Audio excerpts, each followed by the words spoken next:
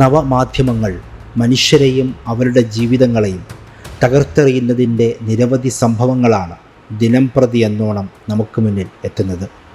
നവമാധ്യമങ്ങൾ സൃഷ്ടിക്കുന്ന ഭ്രമങ്ങളുടെ കെണിയിൽ വീഴുന്ന മനുഷ്യരുടെ എണ്ണം ആശങ്ക സൃഷ്ടിക്കും വിധത്തിൽ വർദ്ധിച്ചു വരികയുമാണ്. നവമാധ്യമ പ്ലാറ്റ്ഫോമായ ഇൻസ്റ്റഗ്രാമിൽ കൂടി രൂപപ്പെട്ട സൗഹൃദബന്ധം ജീവൻ നഷ്ടപ്പെടുത്തിയ സംഭവമാണ് കഴിഞ്ഞ ദിവസം തലസ്ഥാനത്ത് നിന്ന് റിപ്പോർട്ട് ചെയ്തത്. കഴിഞ്ഞ ചൊവ്വാഴ്ച രാവിലെ 11:30 വെഞ്ഞാറമൂട് സ്വദേശിനി ആതിരയെ കഠിനംകുളത്തെ വീട്ടിൽ കഴുത്തറുത്ത് കൊല്ലപ്പെട്ട നിലയിൽ കണ്ടെത്തിയത്.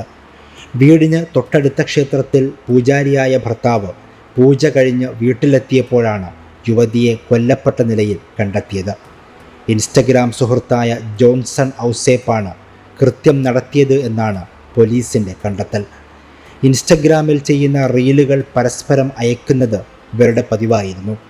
ഇൻസ്റ്റഗ്രാമിലൂടെ പരിചയപ്പെട്ട ചെല്ലാനം സ്വദേശിയായ ജോൺസൺ ഔസേപ്പ് ആതിരയെ കാണാൻ കഠിനംകുളത്ത് എത്താറുണ്ടായിരുന്നുവെന്നാണ് പോലീസിൻ്റെ കണ്ടെത്തൽ.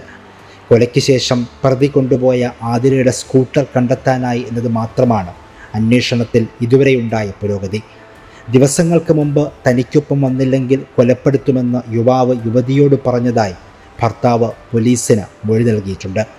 ഫിസിയോതെറാപ്പിസ്റ്റായ പ്രതിക്ക് എറണാകുളത്തും കൊല്ലത്തും ധാരാളം സുഹൃത്തുക്കളുണ്ട്. ഇവരെ കേന്ദ്രീകരിച്ചും അന്വേഷണം പുരോഗമിക്കുകയാണ്. പ്രതി തന്നെ കൊണ്ടുവന്ന കത്തി കൊണ്ടാണ് യുവതിയെ കുത്തിയത് എന്നാണ് പോലീസിൻ്റെ നിഗമനം. ഇൻസ്റ്റഗ്രാം സുഹൃത്തുമായുള്ള ബന്ധം വീട്ടുകാർ അറിഞ്ഞ ശേഷം യുവതി ഈ ബന്ധത്തിൽ നിന്നും പിന്നോട്ട് പോയിരുന്നു. ഇത് പ്രതിയെ പ്രകോപിപ്പിച്ചിരിക്കാം എന്നാണ് നിഗമനം.